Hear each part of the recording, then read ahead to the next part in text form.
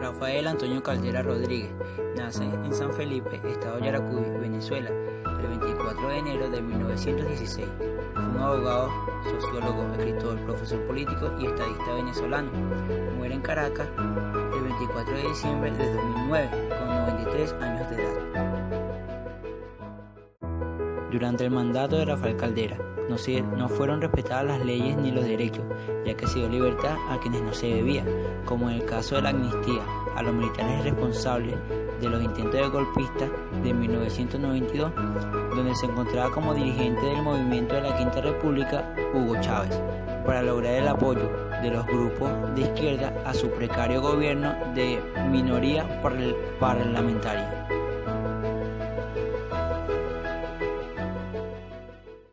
En las elecciones de 1993 se rompe con el bipartidismo, fundamentalmente por tres razones: al ser electo Rafael Caldera por el Partido de Convergencia, el crecimiento de un partido de izquierda, la causa R, la crisis social que había hecho perder credibilidad en los partidos tradicionales AD y COPEI.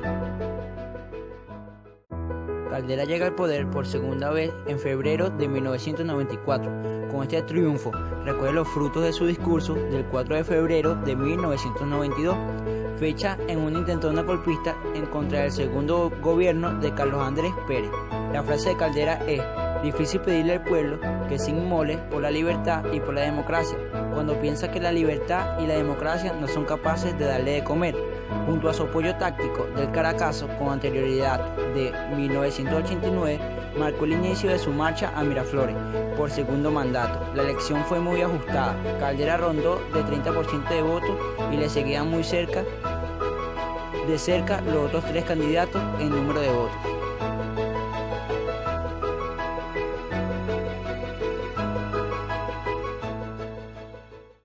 Caldera, en su segundo mandato, se encuentra con una crisis económica en el país que se inicia con la intervención del Banco Latino, que había quebrado en el gobierno interino de su predecesor. En la presidencia, Ramón José Velázquez, después de la destitución de Pérez, continuó con el derrumbe e intervención de la decena de instituciones bancarias y lo culminó con la fuga de la capital por el concepto de auxilio financiero otorgado por el Estado a la banca. Miles de ahorristas afectados y un grave desequilibrio en la economía de Venezuela. El gobierno de Caldera se orientó hacia el mismo objetivo de los genéricos de las administraciones anteriores: diversificación económica, aumentó las exportaciones no tradicionales, ampliación del mercado interregional, mayor equidad distributiva, disminución de la vulnerabilidad alimenticia. Pocos gobiernos en la historia de la República Bolivariana de Venezuela han estado cargados de tanta corrupción, ineficiencia, ineficacia económica. Atropelló los derechos civiles de los ciudadanos, odio y venganza, como el expresidente Rafael Caldera en su segundo periodo de gobierno de 1993-1998.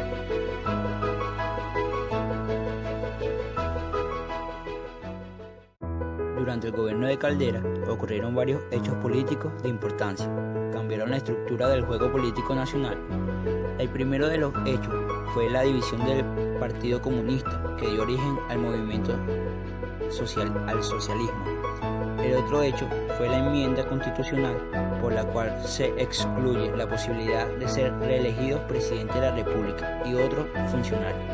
Durante el periodo del presidente Caldera fueron fundadas 28 instituciones públicas y privadas de nivel universitario, que se agregaron a las 9, dándole una considerable expansión al sistema educativo superior, mientras que deja de funcionar las escuelas técnicas.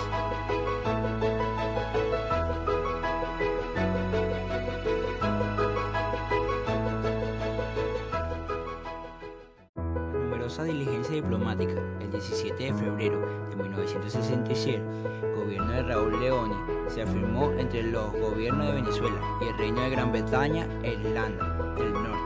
El llamado de Acuerdo a Ginebra, por el cual se creó una comisión mixta para buscar soluciones prácticas en la controversia entre ambos países, luego de declarar Venezuela que el laudo de 1899 era nulo e írrito. Por el artículo 4 de dicho acuerdo, se estableció un plazo de 4 años para que la comisión mixta llegara a una solución satisfactoria. En mayo de 1966, la Guyana británica se independizó, de modo que Venezuela pasó a negociar con el nuevo estado de Guyana. Transcurrido el plazo acordado, el 18 de junio de 1970, el gobierno de Rafael Caldera se firmó en Trinidad el Protocolo de Puerto España, que tendría una vigencia de 12 años. Este periodo se venció en 1982, gobierno de Jaime Lucinchi. El gobierno de Caldera convirtió en parte su agenda y su política la reanudación de los procesos de ocupación de territorio venezolano. El objetivo de esta iniciativa fue el sur, Guayana, y hacia allá se dirigió el volumen de importantes recursos humanos, económicos y decisorios que constituyeron la política denominada la conquista del sur.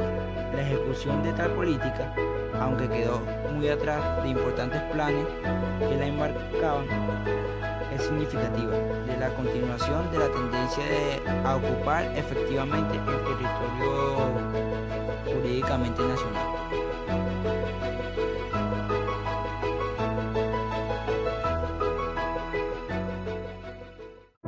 Escribe el Señat. La deuda externa baja de 26.982 a 23.174.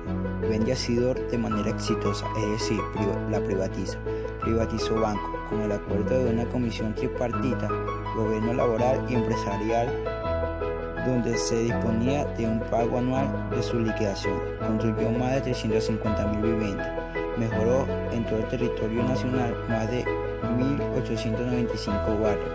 Inauguró la represa de Taguasa, inauguró el acueducto regional del centro, inauguró la línea 3 del metro de Caracas, inauguró la carretera Mérida-El Vigía. Comienza el proyecto de las obras del ferrocarril Caracas-Cuaca. Construyó e inauguró el Rodeo 2 y Yare 2 y nuevas infraestructuras carcelarias, Barquisimeto y Mérida. Derrumba el retén de Cata. Inauguró el templo de la Virgen del Coromoto en Guanare. Apoyó las orquestas infantiles y juveniles. Avanzó en gran escala a Yacambú, Quibo, en 74%.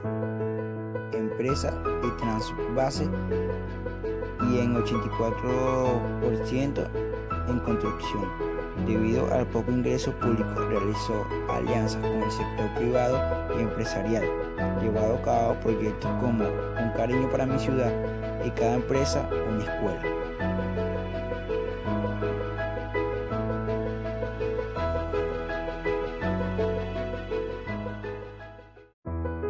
Ante el fracaso del control de cambio y de varias medidas para superar la gravedad de la situación económica, el desequilibrio fiscal, la disminución de las reservas internacionales y el aumento de la inflación, el gobierno resolvió adelantar un nuevo programa económico, el cual fue presentado al país como la Agenda Venezuela. Ingresaron al gabinete económico Freddy Rojas Parra como el ministro de Fomento y en Cordiplan fue designado Teodoro Pekov. Este último y Matos Azocar fueron los encargados de adelantar las negociaciones con el Fondo Monetario Internacional. El 15 de abril de 1996, el presidente se dirigió a la nación acompañado del nuevo equipo económico con el propósito de informar los aspectos fundamentales de la Agenda Venezuela, los cuales habían recibido el visto bueno del Fondo Monetario Internacional. Las medidas del plan de ajuste anunciadas por el presidente contemplan el aumento progresivo de los precios de la gasolina y el diésel, aumento del impuesto a las ventas 12.5% al 16.5% para las ventas al mayor y el 22.5% al 30% los bienes santuarios. Aumento progresivo de los servicios públicos liberan total del control de cambio vigente desde 1994. Incrementó las tasas de interés, protección para la banca, ampliación y profundización del proceso de privatización, liberación del control de precios.